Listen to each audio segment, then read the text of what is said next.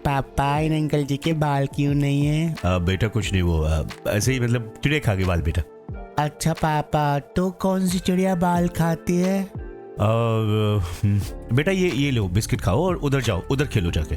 बच्चे कभी कभी ऐसे सवाल कर लेते हैं जिन्हें सुनकर सभी का दिमाग चकरा जाता है, लेकिन जैसे जैसे बच्चे बड़े होते चले जाते हैं उनके अंदर से वो बार बार पूछने की इच्छा जो है खत्म हो जाती है, बार बार सवालों के जवाब पाने की इच्छा जो है वो खत्म हो जाती है। लेकिन किसी महान इंसान ने कहा दोस्तों कि हमेशा कुछ नया करते रहना, हमेशा कुछ नया जानते रहना, सीखते रहना हमें हमेशा एक्टिव रखता है और जिंदा रहने का एहसास कराता है।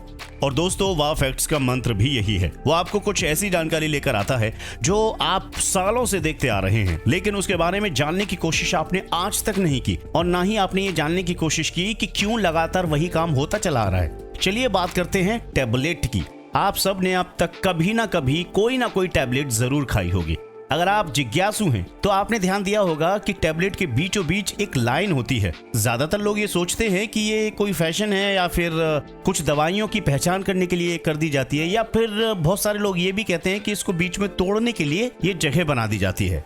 लेकिन इसके अलावा भी इसके पीछे बहुत बड़ा रहस्य है। टैबलेट के बीच बनी इस लाइन को डिबोज्ड लाइन कहा जाता है, यानी इसका नाम भी है। ये लाइन ज्यादातर हाई पावर वाली टैबलेट्स में दी जाती है ताकि आप टैबलेट को 2 पार्ट में करके इसकी पावर को कम कर सकें।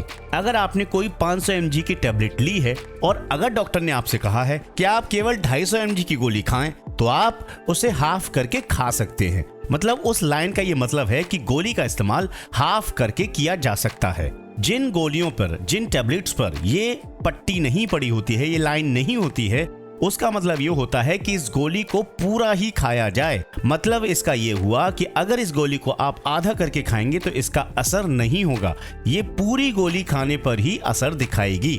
इसका मतलब ये नहीं है कि आप इसको आधा करेंगे तो इसकी पावर आधा कर देंगे, ऐसा कुछ नहीं है। चलिए बढ़ते हैं आगे। दोस्तों टैबलेट के बीच की लाइन की वजह तो आप जान ही गए होंगे, लेकिन क्या आप ये जानते हैं कि कैप्सूल की ऊपरी सतह किस चीज की बनी होती है? नहीं ना? चलिए हम बता देते हैं। लेकिन सबसे पहले आपको बता दें कि कैप्सूल 2 तरह के होते हैं। इसमें पहले आते हैं सॉफ्ट जेल्स कैप्सूल और दूसरे आते हैं hard gelatin capsule. Soft capsule को हाथ से दबाएंगे तो आपको दबता हुआ नजर आएगा। इनमें जेल भरा होता है, दवा इस जेल के लेयर के अंदर होती है। और दूसरा वाला कैप्सूल होता है हार्ड जिलेटिन कैप्सूल। इस कैप्सूल में लगने वाला मटेरियल जिलेटिन होता है, जो एक तरह का प्रोटीन होता है। ये इंसानी शरीर में भी मिलता है और जानवरों के शरीर में भी मिलता है। कुछ लोगों का मानना है कि कैप्सूल का बाहरी हिस्सा प्लास्टिक का बना होता है, जबकि ऐसा नहीं है। कैप्सूल कवर जिलेटिन से बना होता है। ये जानवरों और पौधों से निकाले गए बायोडिग्रेडेबल मटेरियल से बना होता है। दोनों कैप्सूल जलीय सॉल्यूशन जैसे कि पशु प्रोटीन या पौधे के अर्क से बने होते हैं। पशु प्रोटीन का अर्क जिलेटिन है, जो मवेशी, चिकन, सूअर, मछली की त्वचा, हड्डियों और शरीर के ऊतकों से मिलता है। इसके अलावा कैप्सूल को बनाने के लिए इस्तेमाल किया जाने वाला मुख्य पौधा अर्क सेलुलोज है। तो अगली बार जब आप किसी बीमारी के लिए इन कैप्सूल्स का इस्तेमाल करें तो मेरी बताई गई बातों पर जरूर गौर करें। दुनिया में वैसे तो बहुत कीमती चीजें हैं जिसकी कीमत करोड़ों में है, लेकिन अगर आपसे पूछा जाए कि सबसे महंगी लकड़ी कौन सी है, लकड़ी बोला है मैंने, ठीक है, तो आप कहेंगे चंदन की लकड़ी।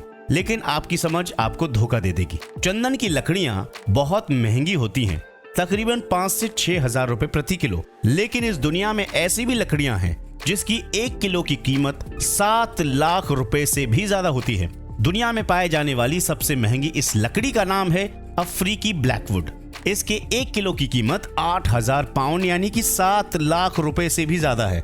ये पेड़ दूसरे पेड़ की तुलना में बहुत कम पाए जाते हैं। अफ्रीकी ब्लैकवुड मध्य और दक्षिण अफ्रीका के 26 देशों में पाए जाते हैं। ये ज्यादातर सूखी जगहों पर मिलते हैं। इस पेड़ को पूरी तरह तैयार करने में तकरीबन 60 साल लगते हैं, लेकिन समय से पहले इन पेड़ों को काटने की वजह से इनकी संख्या बहुत कम हो गई है, यानी ये दुर्लभ हो गए हैं, इसलिए महंगे हो गए हैं।